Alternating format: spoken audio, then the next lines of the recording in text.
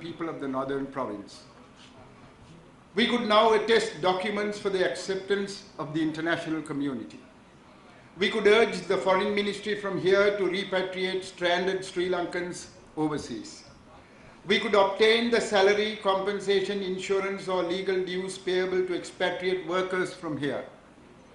We could also facilitate repatriation of Sri Lankans overseas.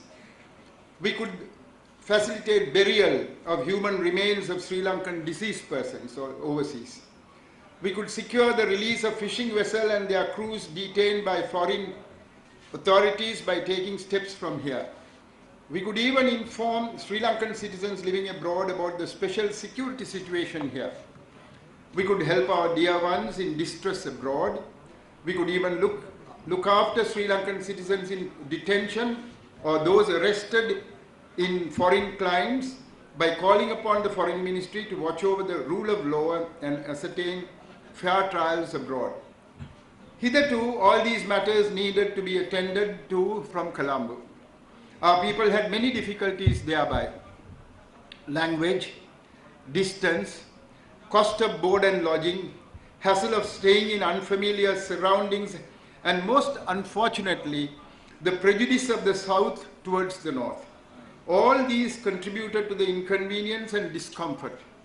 Our people had to depend on the support of intermediaries to get their matters attended to, often doubling and trebling the cost of their rendezvous in Colombo. We thank the Honorable Minister for bringing his ministry close to our people. It may not be out of place for me to mention here that visa applications are still processed in Colombo except for certain selected categories. Since the visa processing is done by private sector, I am wondering if branches of such companies or institutions could be accredited to act on behalf of various diplomatic missions with their consent and concurrence, of course. We welcome the efforts of Honorable Mangala Samaraveera. He has always been known as a friend of the underprivileged.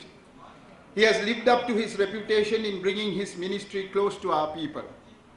We know that the Honorable Minister is doing his utmost to bring about a resolution to the ethnic tangle. There is one area where his input would facilitate greater camaraderie and understanding. I find you, sir, have selectively withdrawn the prohibition against proscribed persons and organizations on the advice of certain interest groups. It would have been better if an independent official investigation had been conducted with prior criteria in place. Many feel that some of the proscribed persons and organizations still unreleased are victims of political bias and prejudice. I must inform you, Honorable Minister, that I have as Chief Minister visited UK, US and recently Canada and met the diaspora there. They are all keen to involve themselves in our capacity development, investment promotion and cultural exchanges. Most of them wish to do so within the integrity of the island. But they are reluctant to embark on a visit to Sri Lanka on account of the lingering concerns the government and its officials have regarding our diaspora. Let me suggest not to embark on selective proscription, but to deproscribe all organizations and have a process of very stringent vetting of individuals coming over. This is just a suggestion from me. Having been a lawyer for over 50 years and half that period as a judge, I am quite conscious of the security concerns of the state. But we must stop looking at our people through a terrorist mindset. We must wean the diaspora to help our government, which is cash-strapped, grant them dual citizenship, and make use of their talents and wealth for our betterment. There is another urgent matter I need to flag. Today is the 4th day of fast of the relatives of those missing or who have disappeared. The doctors had examined the Satyagrahis last night and stated that they are fast reaching coma stage.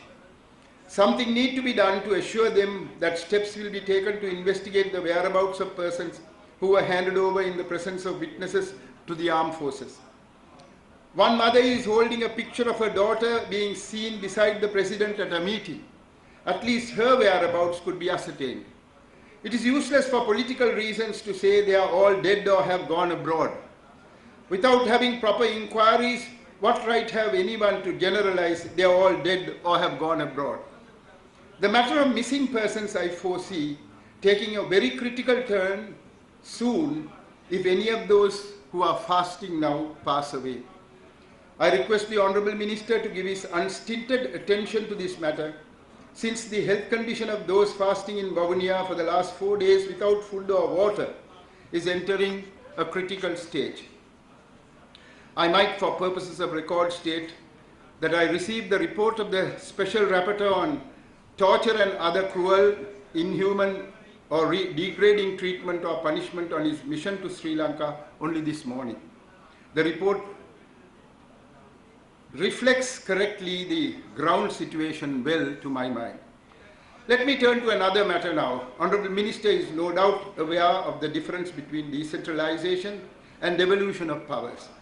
Decentralization here, in opening the consular office, has used the principle of subsidiarity, where any activity which can be performed by a more decentralized entity should be allowed to be to the peripheral rather than held on doggedly by the center.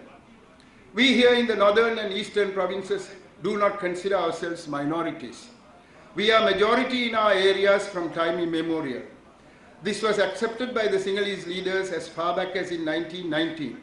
Hence, we have endeavoured to appeal for total devolution of powers, which will adequately allow us to mind our own business while acting in consonance and camaraderie with the centre. Your aunt Marnel was married to our own Anandan. So too my son is married in the deep south.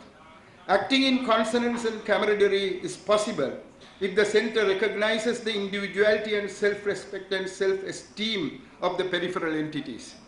We must come together in equality and not in inequality. Hegemonic attitudes should be relegated to the past.